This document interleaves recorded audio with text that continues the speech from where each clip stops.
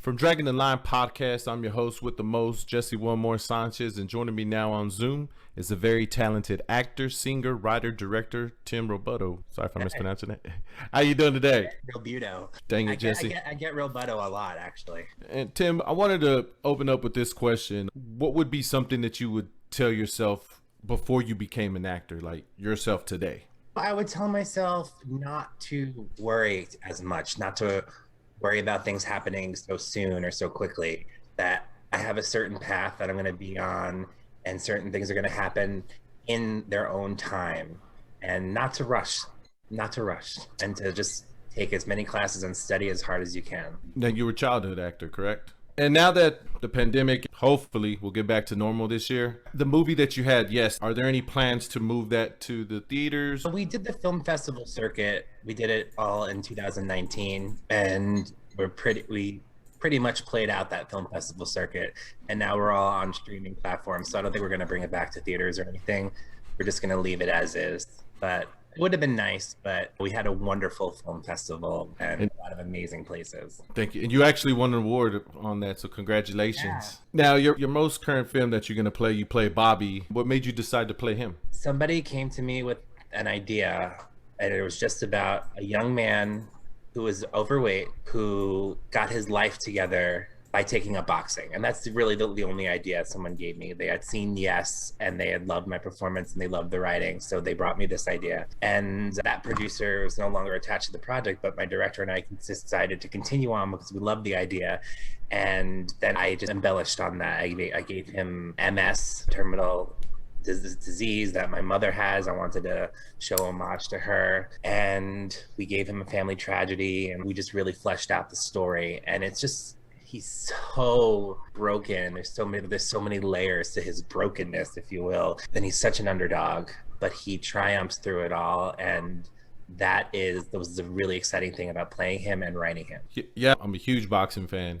And so when I saw that, I was like, I have to reach out to you. I saw the trailer for it, and I'm ready for it to be released. Could you discuss anything about the movie or a scene that you were nervous about playing that role? Yeah, I'm severely claustrophobic, and there was a scene where I had to go into an MRI machine. That was, for me, that was much more traumatizing than any of the boxing training. But I will say my very first day on, besides the MRI machine, which was horrible, my very first day on set with the Fox, of course, I was intimidated to meet her and work with her, but she's lovely and she's a wonderful person.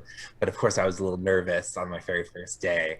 And so working with Vivica and having to do a really big boxing scene on the very first day in 110-degree LA with absolutely no air conditioning, it was a pretty rough first day, but it's probably my favorite scene in the movie, so it's all worth it. Now, being that you played this role, have you become a fan of boxing, of the sport boxing? Actually used to do kickboxing, so I always was a fan of it to begin with. I know it's not the same thing, obviously it's cardio, but I found such respect for the sport now, because you look at it and it looks like two people just like kicking the crap out of each other, but it's so much more than that.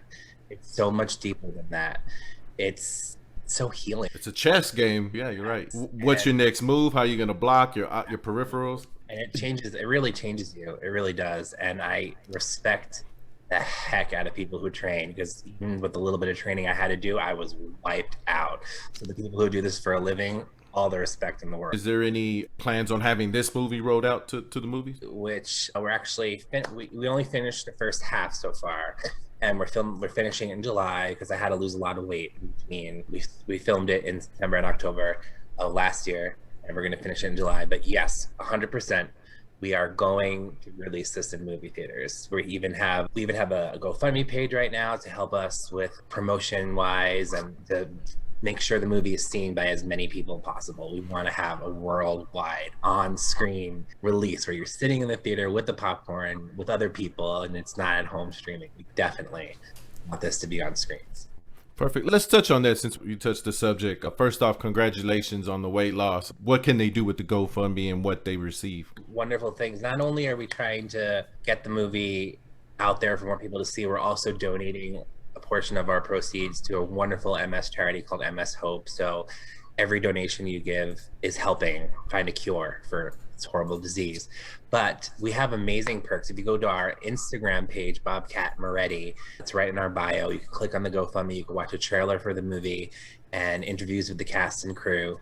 And we have things from, you can work out with me and my trainer on Zoom.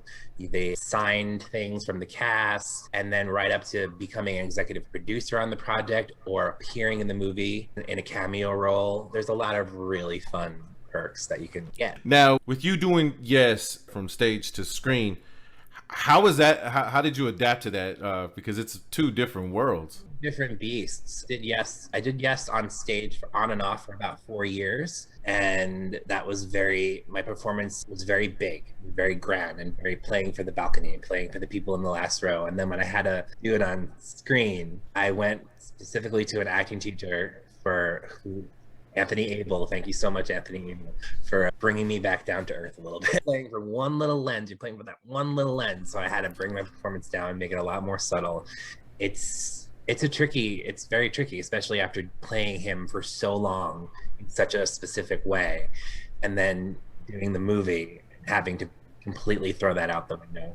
But I feel if you still approach the character in the same way, you still have to find the character, you still have to do your research, and you approach it in the same way. It's just the levels are different. No, and then one last thing is with the movie, I know that just recently I was reading on the Academy announced some new rules to be Oscar eligible. I bring this up because I'm gonna be the first one to tell you, you're gonna win it. You're gonna win it. You're gonna win it. I just feel it in this gut inside me. Mark my words.